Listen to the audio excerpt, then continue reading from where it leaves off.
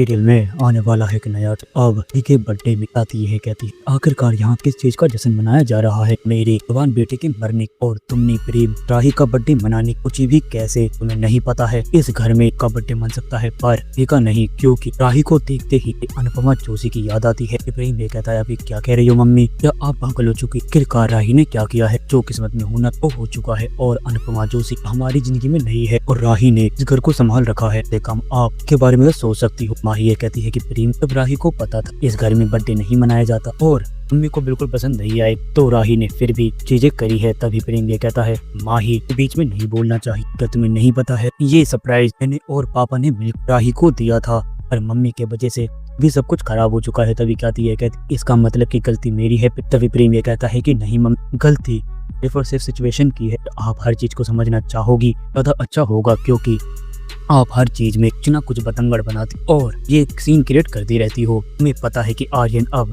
हमारे बीच में नहीं है, पर इसका मतलब ये नहीं आप राही को इतनी गलत तरीके से ट्रीट करोगी। राही ने अपने सारे सपने छोड़ छाड़ के इस घर को संभालने में लग गई है, तो आपको तो बिल्कुल फर्क ही नहीं पड़ता है। बात रही अगर इसे आपको इतनी ही प्रॉब्लम थी तो आप अनुपमा जोशी के साथ साथ राही को भी यहाँ से जाने के लिए कह सकती थी।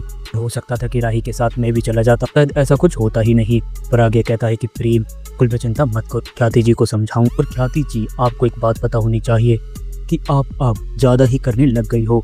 अगर आपको राही से ज्यादा ही प्रॉब्लम है आप यहाँ से दूर जा सकती हो। फिर राही और प्रेम को मैं कहीं और भेज देता हूँ, ये दोनों कम से कम अपनी खुशी खुशी तो जी पाएंगे आपके वजह से। आज बिजनेस संभालता है, प्रेम ने इस बिजनेस को संभालने के लिए कुछ छोड़ दिया है और राही से भी ज्यादा दूरियां बना चुका है। राही ने अपनी सारी खुशियां मार घर को संभाला है और आप अब करती हुई क्या हो, बने तो टीबा को भी पीछे छोड़ दिया है देने और नफरत करने। तभी कहती है पराग जी अब आप ज्यादा बोल रहे हैं, को क्या लगता है आप कुछ भी बोलेंगे और मैं फिर नहीं सुनूंगी। मैं आपको एक बात बता दूं, इसकी लड़की के वजह से आज बेटा पास नहीं है। तभी पराग जी यह कहता है आपका कहने का क्या मतलब? कहती है अगर राही मेरी जिंदगी में आती ही नहीं, अनुपमा जोशी भी हमारी जिंदगी में नहीं आती, आर्यन आज जिंदा होता। और आगे कहता है आज अगर राही और अनुपमा नहीं होते तो ना ही आपके पास प्रेम आता और ना ही आर्यन कभी आपको अपनी मां मान। राही और अनुपमा जोशी की वजह से आर्यन का गुस्सा शांत और प्रेम का भी अब वैसे चीजें भूल चुकी है। पर आपको एक बात पता होनी चाहिए कि अगर आप ऐसे ही करती रहोगी तो आप कोई दूर हो जाएंगी। रही प्रेम की तो प्रेम आपको ज्यादा प्यार करता है कि वह आपको कुछ नहीं कहे। इसका मतलब ये नहीं कि आप राही को दिन पे दिन